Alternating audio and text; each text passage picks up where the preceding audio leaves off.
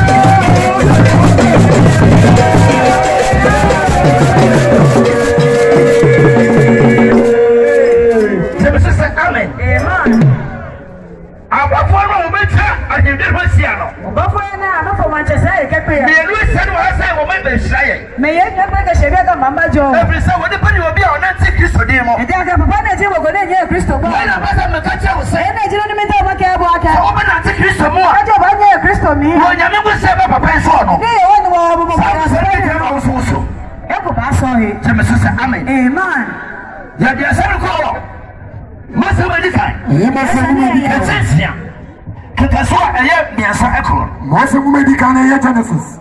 It is here you and Sano. Was in a radical say. He got a baby. I said, Mobabi, I get Mobia, and then a woman, I mean, Mobonaga, and more. That would be our summer. Mobonaga, and Mojaba. I didn't see the way. Middle one, hallelujah. Amen.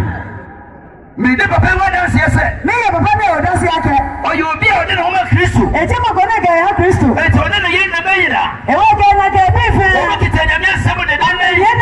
Me was over fear. Because of machine, I'll be 2 years ago. Mokobaja Milati, Lala, Omotonia Menoma, and the medical Moses say, when I get on the gun, I was one of them will marry. The Bible said, the Bible can, when a book can say, you want to go yet, the social man said, when you come consider. You can't even without this, and again, I see when you move on this, I have a boat to say, you want to go. pia minister naturally. Jemeso amen. Amen. Bible kasa. Was an radical say. The whole ring to any problem consider. No, you make a road to say. You know what you watch out to work at. Maybe. It can be. No, Yago. Me animal. Me so. Maybe more. And so what the problem consider.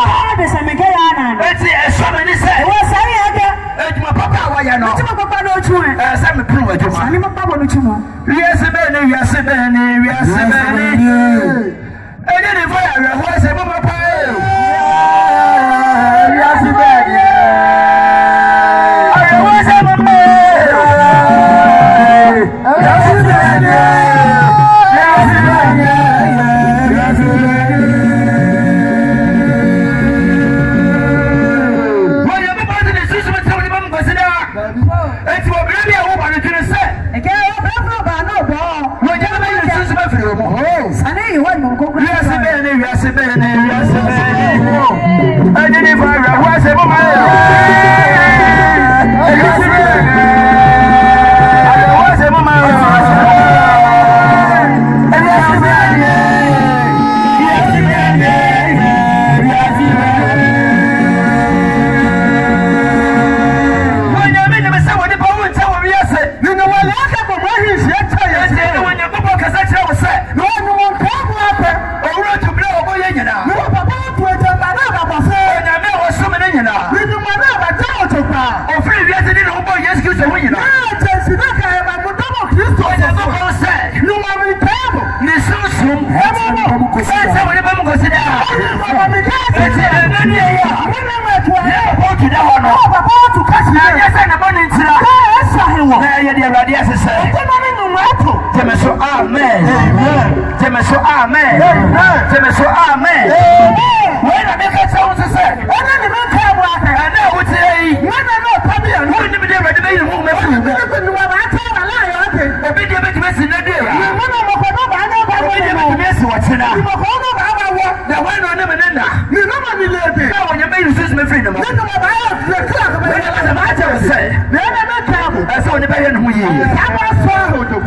Amen. Come on, amen. Every year. What is an area? Yes, and for every year.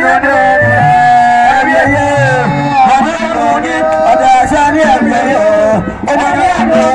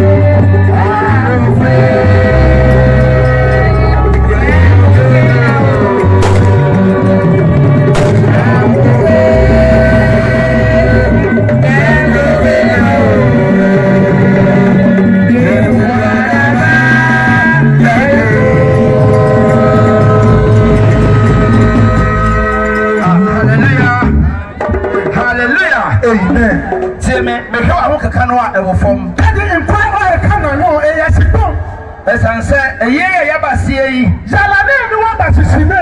wo bi a onyankopɔn apro n'adwuma Ni eje mokoni ni mo epele no tumo. efrise na bra ba so onyankopɔn ni Ni ejansela esa Yehova ni. ene ti ene ade eye we esa wo werɛ ho Ni esa aka Jalane o rehu o. ene je hwɛ ne yire ne na mempa Ko pe bi kan na me. ebi na se fita Ni amese amese eye. efrise Eja akpe. wo bi a wo kɔ ya bɛn Mokoni ya hu e wo bi a nyame afrɛ no Mokoni Yehova echele. na wo ni baabi a wo kɔ no Na le hene ya. ebi se fo ine ne je Me we ko me enya mi. hallelujah Amen. enti sɛ wote ya no mo a Ka o ya bia. yɛse sɔre a ne wɔ sɔre Ka ya tresie presi. efrise wo ma ha sɛ wo bɛyɛ biribia O ba dia ko ba ba fe no ko no. eye nti na wo ba yɛ Jalane he wo yo bi. yɛmɛ so sɛ amen Amen. onyankopɔn se ne susuma kyerɛ wo nipa ma nkɔsi daa Yo aka e mo wahi mo mo min ka ɛsɛ ya. bibisa wo sɛ Me ta ma bi bu aka. ɛnti sɛ ɛnnɛ Kadi mame. onyame ne wo mfiri wo mu a Ni no ma mo tra bi ye. enti wobɛfata heaven anaa Wa so o ba sa bi lo. sɛ ɛnɛ wie Ne ne ma tra ne. ahome a wɔ mu ne saa Ko mo mo ni yo mi fa yo. sɛ onyankopɔn sɛ Ni yo aka. bɔne a wode bɔyɛ yɛ nti O sa ni mo mo fe he wo. ne susuma kyerɛ wo nipa ma nkɔsi daa Ni e mo wahi e min ka ya ɛnɛ ra. a mote yɛ yi Me no no yo bi. sɛ onyame yi ne wo mfiri wo mu a Hey, I'm a trick. I'm a wode trick. baabi a wobɛkɔ anaa I'm going to hell. gyeme so sɛ amen Amen. sɛ wonne baabi a wobɛkɔ deɛ a Can you let her know about you? ɛne ɛne mekafo kristo ma wo sɛ Never mind, I never come for fiti this. ɛsi sesei a Can you about the case? fiti ɛsi sesei a Take them on the planet. na ɛfi awurade atiri akwan Not how you always say. ɛfa wo sɛ awurade nsa No fire will you go and see.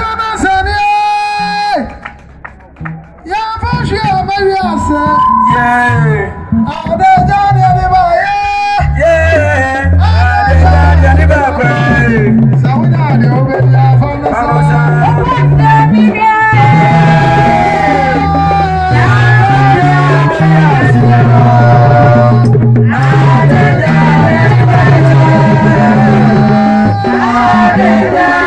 Yeah.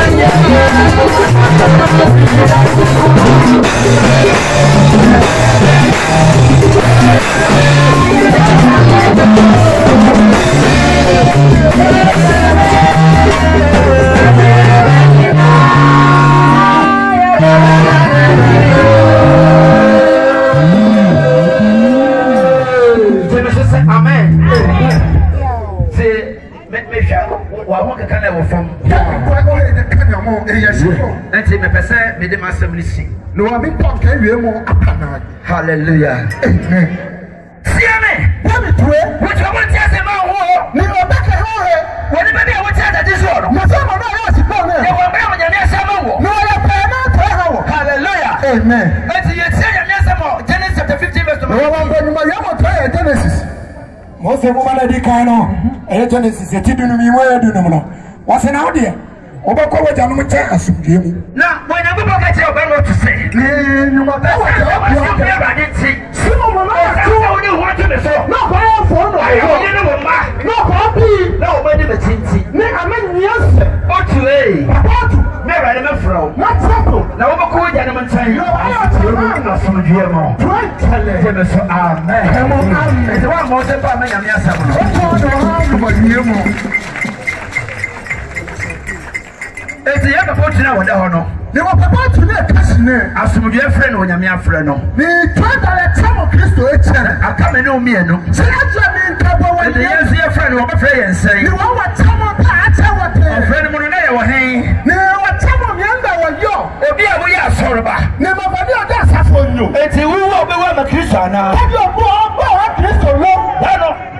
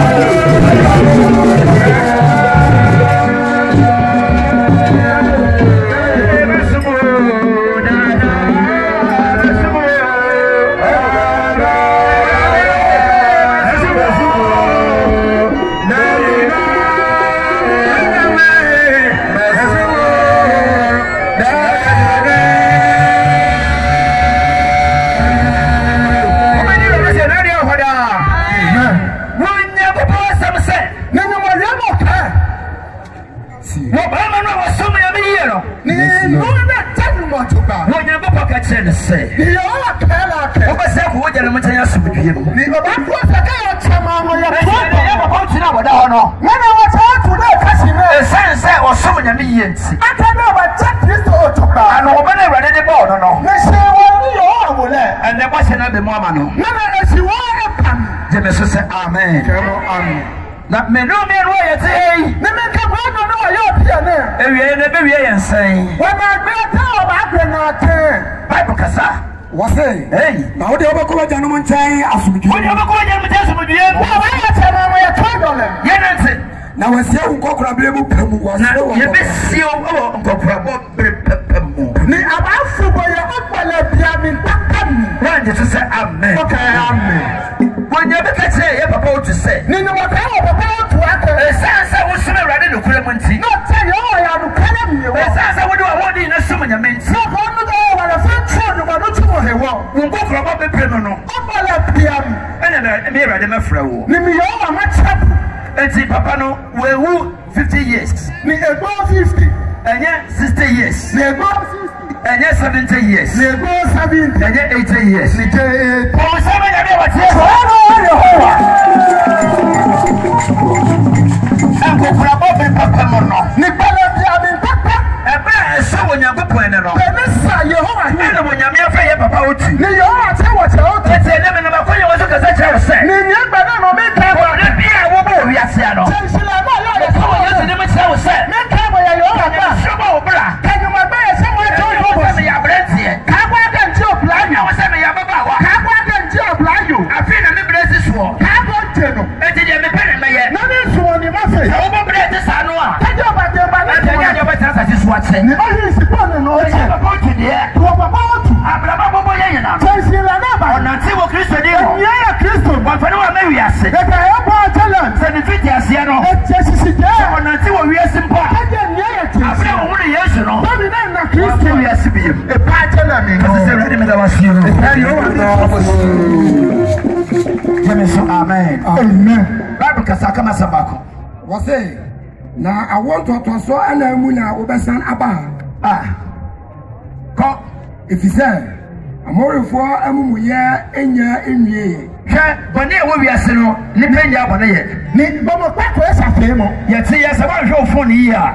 O ta phone ojoba. Obi o nwi na wi ye no ho. Mo ko ta na agbegile. Obi ti yi phone no. E ba pa phone na. Ye be bi sa on fa ma ye. Ba bi e ka ha. Usika na se botomo no. O sika ni okotokura. Wo wala ti be ti mi atofom. E ba ni pesi. Oyi na wo se sika wo mu a. Ta tie na na aka mo ko. Ko se obi sika ayira. Aba ta mo ko sika la. Ko dis kan be ko ni fie. E ka sika ba yes. Sa ni ma na enye nsura. Ni no church mo. We de ba wo yo nsura ni pa no. Ma ni de tia mo. We de obi e wo suro nyame. Ya de mo na sia ni Na mo. obi e wo suro nyame no. Ni mo fa mo ni sia ni mo Ko agba. bo se be mra no. Ni yo am sila ba ni. Se na be mo. E bo se na be mo. O se na be mo.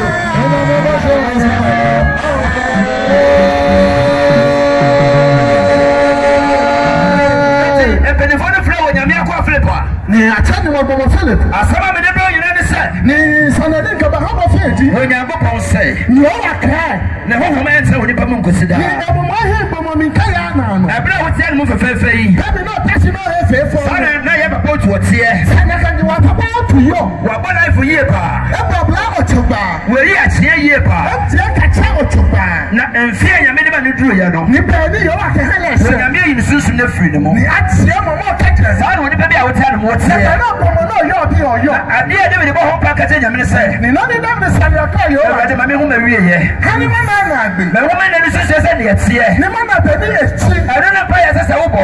Na sani o sole no ke. Se wo hwe mu yi a. Ka di okọ ohodo. Ewurade ba mu wiye ye pa. Yo ama abo he tole. Ne wa so tie de sunsun ma safo ne nyina. Onsema papa Philip, onsema no. Ode ho papa Philip. Na ma onsema papa Philip, papa nyame hia o.